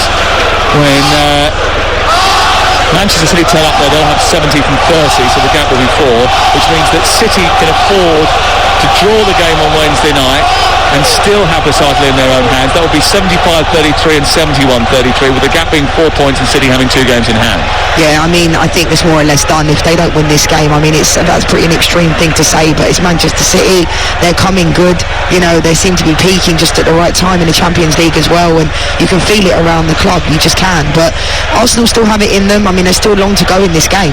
They still can pull it off, and I've seen them do it this year at the Emirates. They've done it against Manchester United when everybody thought when they went behind they wasn't going to come back, but the fans need to keep believing, because this is massive. Well, if City were to beat Arsenal on Wednesday night from this position, it would feel as if the whole end of the season collapsed for Arsenal, and I don't think there would be a way back for them. But Arsenal just got to get this job done first. They do, but there's definitely been progression, Sam. Obviously it's easier said than done, because they would have felt like they were so close but so far, but there's been so much progression this year. But I think a lot of people, it's playing into what a lot of people already think into their hands, that Arsenal always crumble at the final hurdle, whereas I don't believe in that. Well, they need to show that they are mentality monsters, like Liverpool have done so often. Here on the right hand side is Kyle Walker-Peters looking to try and get the ball into an advanced position, trying to cross it to the deflection, goes behind and away for a Southampton corner. Thomas Partey giving away the ball there too easily, and Southampton are going to take their time now to take this corner, and they're going to look to be dangerous as well with this James Ward-Prowse corners. I said it's something so simple in the Premier League, but you see so many players struggle to take a corner, hit the front post, whereas James Ward-Prowse always puts it in the right place. Onuachu is threatening to come on the near side. He's 6'7". Ward-Prowse sends the ball in towards the near post. Oh, it's a header across the face of goal, and it's into the far post from Charlotte Assar, who's mopped it up and steered Southampton into a 2-goal lead again. It's 3-1 to the bottom of the table club. Arsenal undone by a simple set piece, and their title hopes are falling down around their ears. Across from the corner on the right hand side, a flick on at the near post, went flashing across the face of goal, and Charlotte Assar was there at the far post to break Arsenal's hearts and give Southampton hope of staying in the Premier League. It's absolutely brilliant ball from James Ward-Prowse. I just said it, when you have someone on your team that can put the ball in those areas with pace, was flicked on the front post, and it's absolutely brilliant. Charlotte Assar's there on the back post, and fair play to him, hits it in. Aaron Ramsdale's got absolutely no chance. Arsenal 1, Southampton 3. Southampton starting the day bottom of the Premier League. Arteta starting the day top of the Premier League with Arsenal. Now he looks to the heavens. Now he needs divine inspiration. Before the game, Southampton needed a miracle to beat the Gunners. Now it's the Gunners who are going to need a miracle to win this game, and they're going to need a miracle in order to win the title. They're going to have to go and beat Manchester City, otherwise it's going to be all over. It's incredible. This is why we love football, because I feel for the Arsenal fans. There'll be that all too familiar feeling, some of them looking like they're leaving already. I kind of understand to a certain degree, but they need to stick behind the players, get behind them. No one saw this one coming at all. Football is a crazy game sometimes, it really is. And even in this second half, I was saying, Ruben Sellers going into a back five, taking off Alcaraz, anyone I think he's my favourite player I've ever seen, but I thought we had a really good first half. But this back five, they've been sitting back, all 11 players behind the ball, and genuinely James Ward-Prowse's delivery was brilliant, and when you've got a player like that can do that, it can hurt you. Martinelli down the left side for Arsenal, looking to instigate yet another response. He floats the ball to the far post. Jesus is there, it's over the top of the crossbar as he falls backwards and volleys it goalwards. It's over the top of the bar. Has to score all day long. That is a chance, brings them back into the game 3-2. Fantastic ball from Martinelli, but Gabriel Jesus has to score there. Those are the moments you have to put the ball in the back of the net. It's fine margins, but he has to score there. Well, Simon Hooper over on the far side has been called over by his assistant for a discussion. And what is it that they're talking about over on that far side, do you think? Has there been looks like he's fixing his arm. Side, or is he fixing his communication equipment? Jan Bednarak has been coaching, by the way, from the touchline. He's been out talking to Lianco, talking to Charlotte Assar. Charlotte Assar has responded with his second goal. His first goal was against Grimsby for Southampton. I think this one's probably a little bit more weighty. Just a little bit. I mean, look, this is not just about an Arsenal story. This is a big Southampton story. To get 3 points away at Arsenal would be absolutely terrific for those bare-chested Southampton fans who are standing up away to our right-hand side ahead of what is a very difficult end to the season for them as well. They've still got to play Bournemouth in what would have been a six-pointer next Thursday night. That'll be on the TalkSport app or on TalkSport 2. They've got to go to Newcastle. They've got to play Nottingham Forest away. They've got to entertain Fulham and go to Brighton and then take on Liverpool. So, look, there's not a lot of points coming their way between now and the end of the season, you would have thought. But then again, you wouldn't have thought they've got anything here. If they play like they did tonight, then potentially anything is possible. I thought they were done. I thought they were. But this is football. It's crazy what things can happen. I mean, nobody saw this one coming, but fair play to them. But Arsenal need to find a way. Never, ever predict what happens in the Premier League. Here is Martinelli sending the ball centrally into Partey. It's 3-1 to Southampton. An Arsenal goal now would change the mood inside this stadium, which has gone a bit flat and a bit passive. Saka trying to steer it on towards Ben White. And Saka's picked it up. There was a foul, was there, on Bella Kotchap? The referee says yes. Lavia's hamstring seems to have healed okay, by the way, after that period of treatment that he required. Arsenal 1, Southampton 3. And for the latest odds, head to Ladbrokes, where right now you can get Arsenal to come and win at 10-1. Come back and win at 10-1. Southampton to record a victory now is 3-1 on. The draw is 17-5. It's all thanks to Ladbrokes. Play at ladbrokes.com, 18+, begambleaware.org. Even Leanne's shouting come on to the Southampton players who are now taking the mick a little bit with their time wasting. The assistant over on the far side has got another problem with his left bicep and his communication equipment. Arsenal have got a bit of a problem as well. Eddie Nketiah is going to come on to try and solve it. Worth pointing out with Eddie Nketiah that he's scored quite a few goals this season for Arsenal in the Premier League. 9 goals in 18 starts, actually, all told, but none in 15 as a substitute.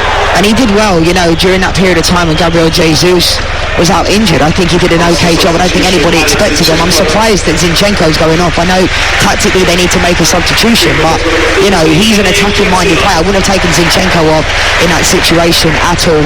I think I probably would have taken off maybe Holden, put Ben White in as a centre-back, because Zinchenko is so attacking. So I'm not sure about that substitution. They need to get on another centre-forward in Eddie Nketiah, but I'm not sure about that. What I'm not sure about is the formation, and nor are the Arsenal backline either.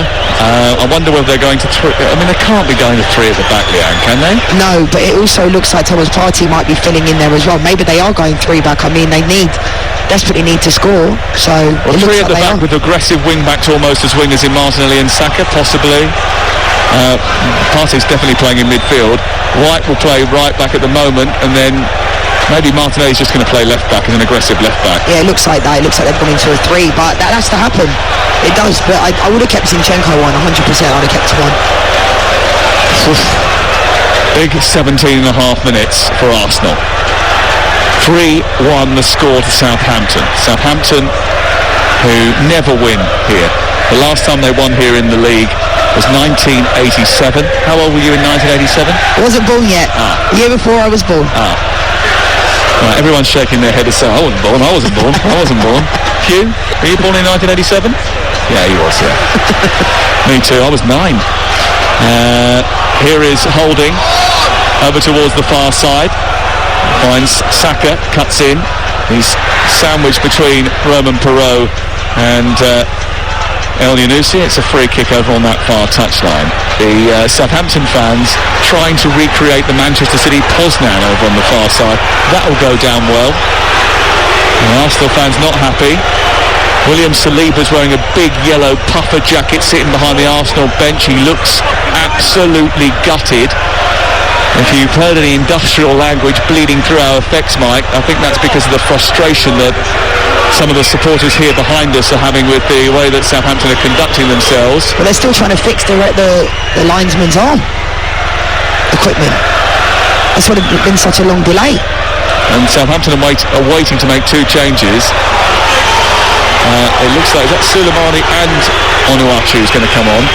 The linesman over on the far side is having his batteries changed. Look, there's a little box that's being taken out of his sleeve and a couple of wires being readjusted. Yeah, take that one. A new one here, just got it out of the packet. The pressure on these boys that are putting in that battery, you can see. Yeah, all the eyes of the world are on you, including Vieira and Henry, by the way, up in the gods. So make sure you get it right and get it right quickly. It's another delay. 75 minutes on the clock. Romeo Beckham sitting next to Thierry Henry. I still can't believe he's an Arsenal fan. I really can't believe Romeo Beckham is an Arsenal fan. A fair play to him. Well, they live round the corner, don't they? The Beckhams. Yeah, but his dad, you know. Who was his dad again? I can't remember. His dad's worried about the James Ward-Prowse free kicks that keep coming in because he's going to nick his record. We're back underway eventually. The linesman arm is working. It wasn't his arm that's the problem, by the way. They haven't switched that out. It's the little power pack for his communication stuff. If his arm was not working, we'd have a real problem with that flag over on the far side. 3-1 to Southampton. 15 minutes to go. Big 15 minutes to Arsenal. This is crucial times. They've thrown away a 2-goal lead at Liverpool. They've thrown away a 2-goal lead at West Ham United. And they've allowed Southampton to establish a 2-goal lead twice in this game. It's falling down around their ears and they're getting a little bit spicy and angry. Adam Armstrong has just disrupted the taking of a free kick and is going to get a yellow card. They're doing every tactic they can to try and delay the game, and rightfully so. Adam Armstrong picks up a yellow card, but fair play to Southampton.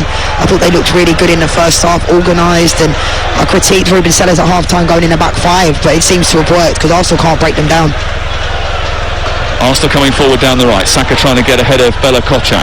Half cleared towards the far side. It didn't look like it was working though. That was the other thing. It wasn't as if we were saying that without evidence. There was a lot of pressure on that back line. They rode it. They're coming forward again, Arsenal. Flicked away by Lianco towards this near side. They've not been particularly good actually, Southampton, at keeping teams at bay.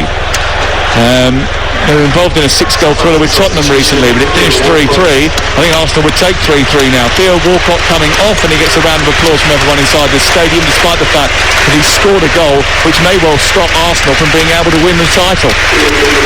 It's nice to see Theo Walcott getting a good reception. He spent 10 years at the club, good servant to the club, and it's nice to see. I mean, they probably would prefer if he didn't come here and score, but he showed a lot of respect in when he did that, and Adam Armstrong's coming off as well, and I don't think he offers enough. I really don't. I think if they could have, I mean, I know Shea Adams is injured, but I think if they had someone up there that had a little bit more about them, I think they'd have a lot more threat going forward. Well, when they bought Paul Onuachu from the Belgian league, he was the top scorer in Belgium. He hasn't scored yet for Southampton, but he's up to lead the line. He is 6'7" tall. He's massive, and he's going to be a real handful. Trossard down the left side with Arsenal on the attack now, searching for a goal that might just give them a spark of hope to get back in the game. 3-1 the score to Southampton. Southampton having a desperate season, struggling for points. They've really struggled in terms of form. They've lost 14 of the last 19 before today, but they're winning here. Here is Jesus, lovely turn into the area, looking for Trossard, good challenge, comes back towards Ødegaard. Was there a handball by Ward-Prowse? Ødegaard tries to set it up for Partey, another block by Lavia, comes to Partey again, edge of the box. Wide left it goes for Martinelli. They're trying to recycle it here. That was a big chance for Arsenal, they didn't take it. It was scrambled away by the Southampton defence that was trying desperately to dig it out. It comes back out towards the edge of the penalty area in Ødegaard. Then White chops it onto his left foot and floats across towards the far post. Martinelli brings it down, goes wide of the defender, sends Walker-Peters on his backside, comes back to Saka, strikes it, hits Nketiah, and it's cleared away. Arsenal are coming after it, but they just, every single time they're getting in front of goal, the Southampton players are defending with their lives. I'm sure the Southampton fans must be thinking, where has this performance come from? Where has this been all season? Because individually, yes, we've spoken about the lack of quality, but the hunger, the fight, the desire that they're having is incredible. They're throwing themselves in front of everything, but Arsenal need to try and break them down and have better quality in front of goal. Jesus trying to turn, twisted behind and away by Bella Kocha as he gets into the right wing position. It's poked out on the far side and it's away for a corner kick to Arsenal. 12 minutes on the clock, plus an incredible amount of stoppage time, I imagine, if the first half was anything to go by, and certainly there's been quite a lot of stoppage time in the second half to be added to. Saka to take the corner kick, far side. He's got 6 to aim at in the centre. Arsenal have thrown on Nketiah and Trossard second half. It's towards the far post, away by Bella Kocha. Rescued by Trossard on the left-hand side. But can they come up with a decisive delivery? They haven't tested Bazunu enough in this second half, despite the fact that Southampton have gone to a back five and defended deep. Saka from distance chips the ball into the area. Jesus with a header, and he missed it really. He didn't connect with it at all. Well, it sort of flashed past him and goes out for a goal kick. That was a chance. Yeah, he's got to do better again. I mean, I know he's appealing for a corner, but it just looked like he just completely missed the ball, and he did. You know, I think it was maybe a more difficult chance than the first one, but he's got to make a connection. There's no reason why he didn't make a connection with the ball. Maybe potentially he's appealing that it came off the ankle, but he's got to make a better connection. Well, the official timing of that first goal was 28 seconds. Walcott's 14 minutes. Charletta Sarr on 66 minutes. In between time, Martinelli did get Arsenal on the scoreboard with a volleyed goal from a set piece. But since that third goal has gone in, this place has just sort of lost its lustre a little bit. It will get it back if Arsenal can come up with a goal. There's 10 minutes to go. The Southampton at the moment are defending for their lives and they're just about getting away with it.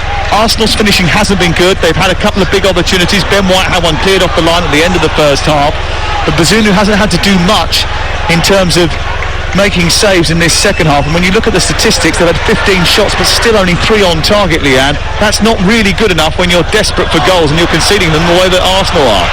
Here is Onuachu down the right hand side, trying to lumber down past Gabriel, who times his tackle and puts it out of play on this near side. That's exactly what you need, especially a player coming into the game, hold up the ball, run the channels.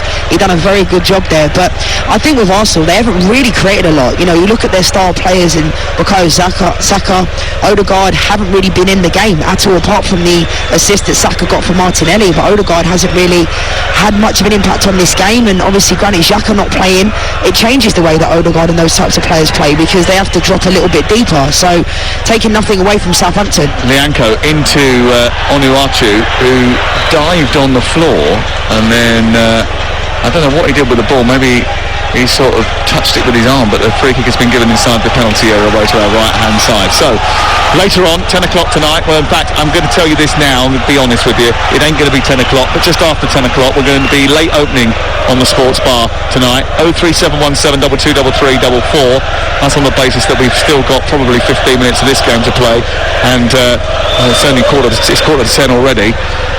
The sports bar will be open for business with Alan Catterall and Carlton Cole. Take your calls if you're an Arsenal fan or a Southampton fan or a Manchester City fan.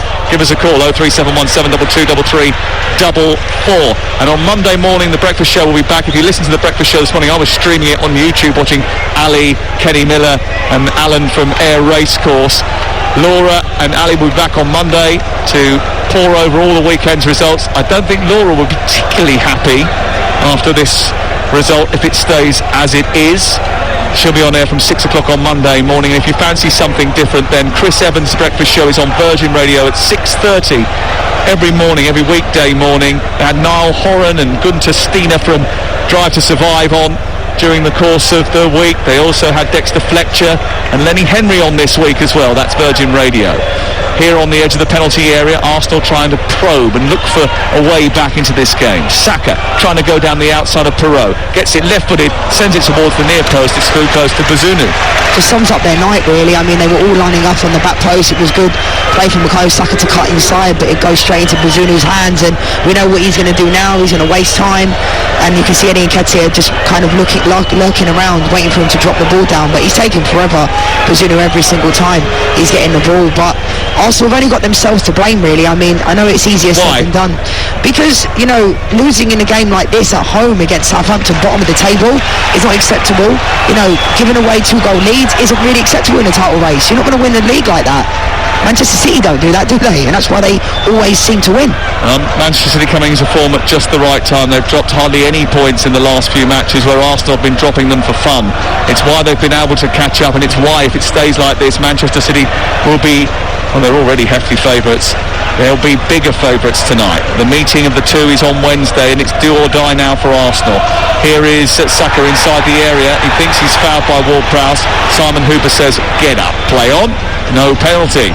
They'll have to win. They will have to win on Wednesday night. If they don't win on Wednesday night, their hopes of the title are surely in the dust.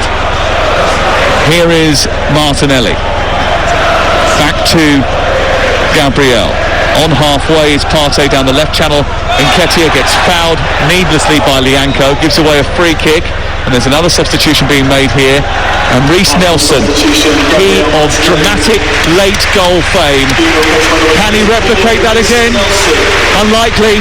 The way things are going at the moment, they need divine inspiration.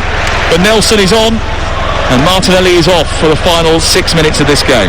It's a good opportunity here for Martin Odegaard to put the ball in the box. Good position, good movements needed. Ball in towards the box, headed away by Onuachu, but only as far as Saka, who's got it back edge of the area. Trossard with a low ball, which is blocked by Lianco. It's a tightly packed defence, and Saka trying to get it round the back for Gabriel, and he tried to reach with every sinew of his body, but couldn't quite stretch enough to guide it back across the face of goal, and it flicks behind and goes out for a goal kick. This is quite a substantial dropping off from Arsenal. To lose 2-goal leads at West Ham and to Liverpool, they were the sign, but this is a collapse. And unless they can somehow revive themselves to beat Manchester City on Wednesday night, you fear that this wonderful collection of youngsters that Arsenal have put together, this spirit that has driven them from a team that couldn't hold on to a Champions League place last season to fighting it out for the title this season, are going to lose the opportunity to take it late in the Premier League season. And it's so difficult because it will feel like that all too familiar feeling, you know, crumbling at the final hurdle. But I'll feel for the Arsenal fans, but I think it's important. I know it will be easier said than done now, but there's been so much progression this season. But for it to crumble in this way that it has done in the last 3 games, especially going ahead in these games as well, not in this one, I think the Arsenal fans will feel like that all too familiar feeling. Partey, poor ball forward, straight to Romain Perot. Southampton, the first time all season that Southampton are going to beat a team that's currently start the day in the top half of the table. It's a result that is reverberating around East Manchester, producing a spine-tingling sense of meant to be, maybe, for those under Pep Guardiola's tutelage, whereas in these parts it's sickening. A sucker punch that winds you into a state of confusion and chaos. It disorientates you. Imagine those Arsenal fans, some of whom are leaving early. They know the game is up. They're off down towards those watering holes to drown their sorrows. They think their team have thrown it away. And it isn't over, because there's so much more to play for. They could beat Manchester City on Wednesday night and it would be back in their hands again. But they fear that stomping, galloping unbelievable, relentless winning machine that Manchester City have become in the second half of the season. And they know that their team look as if they're running out of gas. The ball is with White far side into Ødegaard. 3-1 is the scoreline. Back to Ødegaard, edge of the area. Left-footed shot towards the far corner and scores. And maybe there's hope of rescuing a point. Maybe. There's still a goal to get, but Ødegaard, with a captain's goal, has put them within a goal of levelling it up at the Emirates Stadium. It's 3-2 Southampton, and there's still a lot of time to play. Leanne Sanderson. Great finish, great 1-2 with Ben White, and Martin Ødegaard, who I think's had a really quiet game tonight, had no impact on the game. There's still time.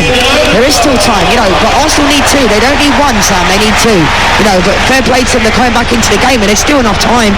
There'll be quite a lot of additional time at the end of the game as well, due to all the injuries and the substitutions. But you can feel it. The Arsenal fans have been right behind them the whole game. Some have left, yes, but it's football. That's what people have their prerogative to do whatever they want to do. But the pressure will mount now.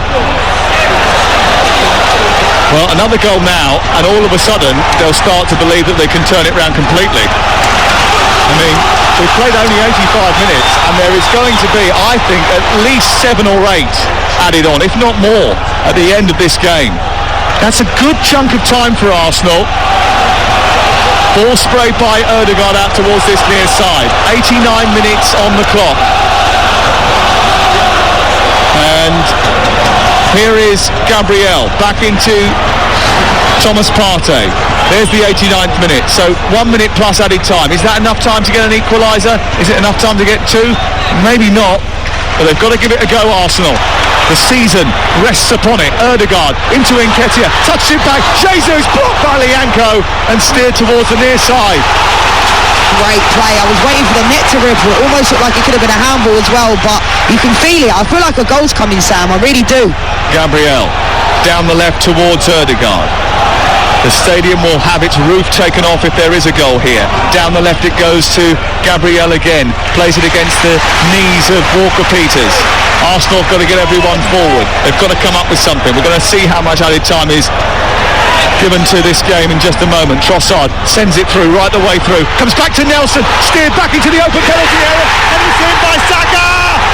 Bukayo Saka scores an equaliser in the 90th minute of the game. Maybe, just maybe, with 8 minutes of added time to be added on, there might even be a winner.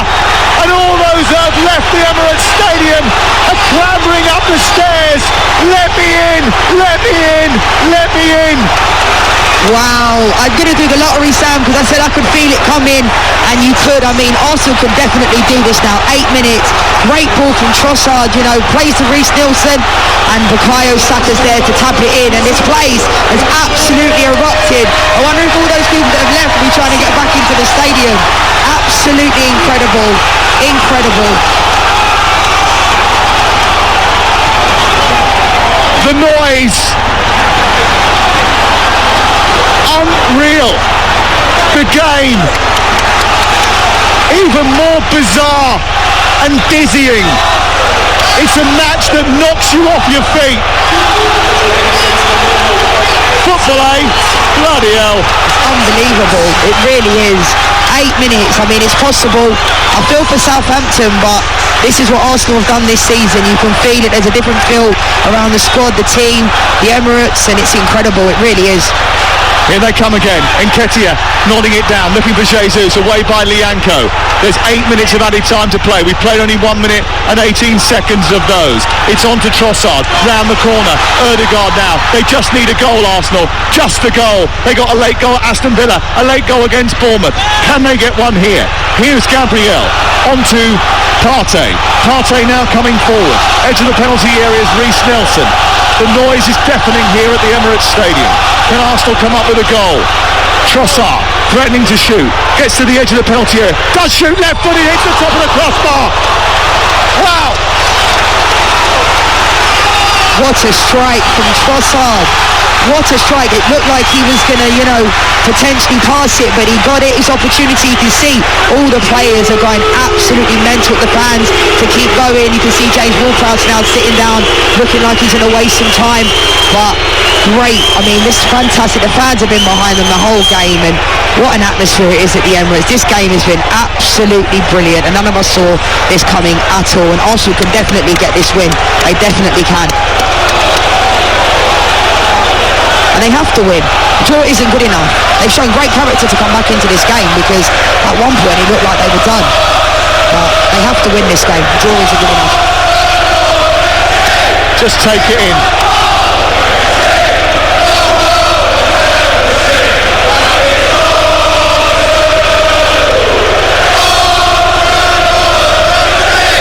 Well, there's a bit of a confrontation on the far side between some Arsenal and Southampton fans, but on the pitch it's been a battle. I mean, I've got to admit, at 3-1 this place was so flat you thought there was no way back for Arsenal. They're going to get a point now at least, you feel.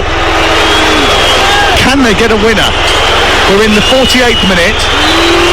They've delayed again, Southampton, for at least a minute here.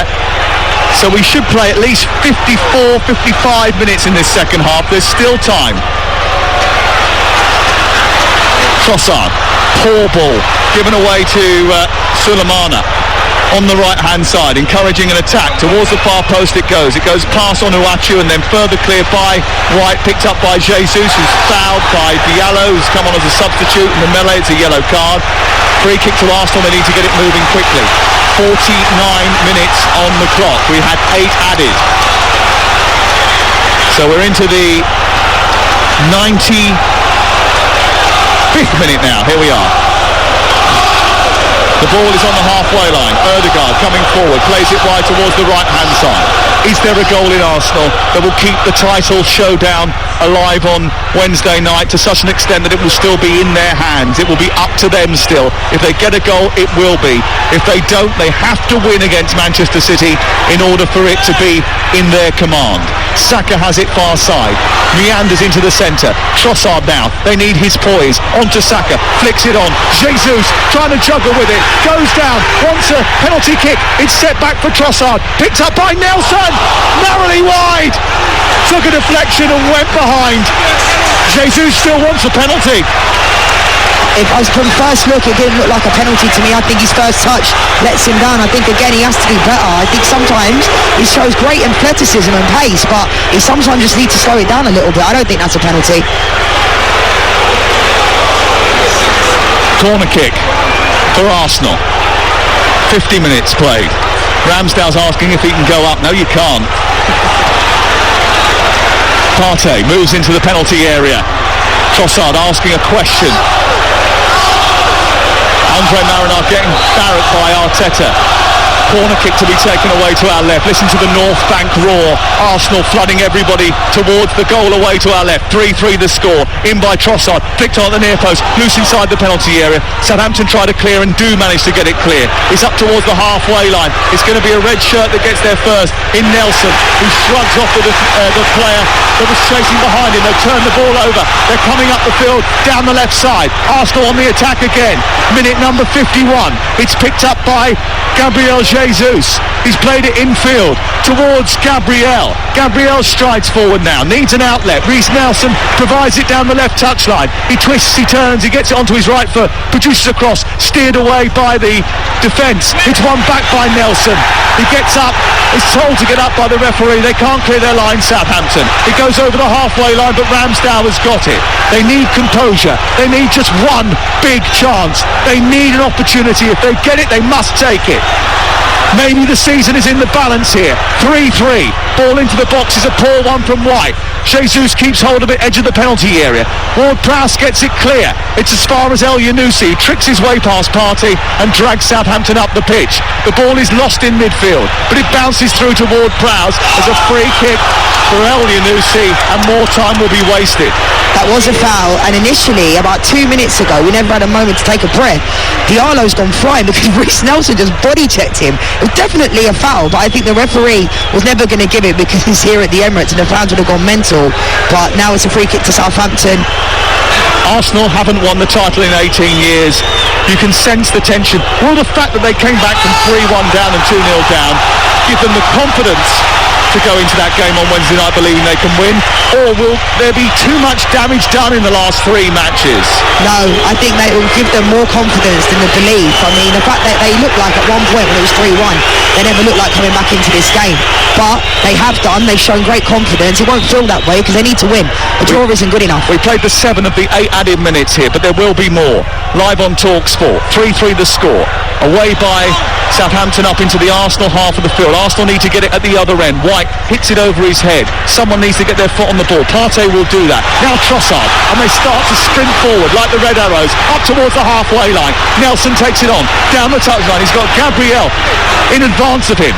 He needs it back, or he needs it centralised here. Gabriel wanders forward, plays it into Partey. Space on the far side. Partey's going to shoot, and he's ballooned it over the bar. No. He was hoping for a Vincent Kompany moment, and the only company that ball's keeping is the Arsenal fans in the North Bank. So difficult because you could see why he's hit this one, but also the better option was Odegaard. Ben White was on the right hand side, Gabriel Jesus was there, but I can see why he hit it, but the better option was there. 3-3. We played 8.5 minutes of stoppage time on TalkSport. Arsenal have come back from 2-0 down and 3-1 down to level it up in the 90th minute of the game, but they haven't had a chance since they scored that equaliser. Ball was played forward. Charlotte Sarr got hold of it, and Nketiah's got it in the left wing position though, and it's picked up by the Arsenal player on this left-hand side. It goes out for a throw-in. Trossard into Reece Nelson. Nelson steers it infield, picked up by Partey. Make a better selection this time. Gabriel now holding. Southampton want to hold on because a point at this stage of the season for them is absolutely vital in their hopes of trying to get out of relegation dodge. Here is Partey on towards Nelson, back to Partey, back to Trossard, got to get it in the box. They do, towards the far post, great delivery. Ben White is there, comes towards the edge of the 6-yard box. Jesus is knocked to the floor. They want a penalty. The referee shakes his head and says no. VAR will look at it. Be a massive call for VAR to look at that. Ball sent forward by Odegaard, runs into Onuachu. Ball's picked up on the right side. Holding, tries to win it back. El Yunusi scurries. Partey keeps hold of it, turns it round. El Yunusi pulls up. The referee blows the full-time whistle. It's over, and Arsenal sink to their knees, and some of their players think the title hunt is over too. They've dropped to the floor. They look forlorn figures. They collapse over on the far side. White is laying on his back. Bukayo Saka is on his haunches. Jesus has ripped his shirt off and laid down in the penalty area. Odegaard is bent over. Imagine being a gunner right now. They have had an incredible season, but they are wobbling at the last. They're going to need these fans on Wednesday night. They've been top of the Premier League for 163 of the last 166 nights. But you get the feeling that unless they win on Wednesday evening, they aren't going to be there for much longer. A season that has promised so much with a wonderful group of players, but their supporters are starting to get a sense of foreboding. They've dropped points tonight, dropped points away at Liverpool and away at West Ham United. And when they go to Manchester City on Wednesday, they will quite simply have to win. That game is live on TalkSport. We can't wait, and Arsenal won't be able to wait to get back on the pitch themselves as well. It's finished at the Emirates. A thrilling night. Arsenal 3, Southampton 3.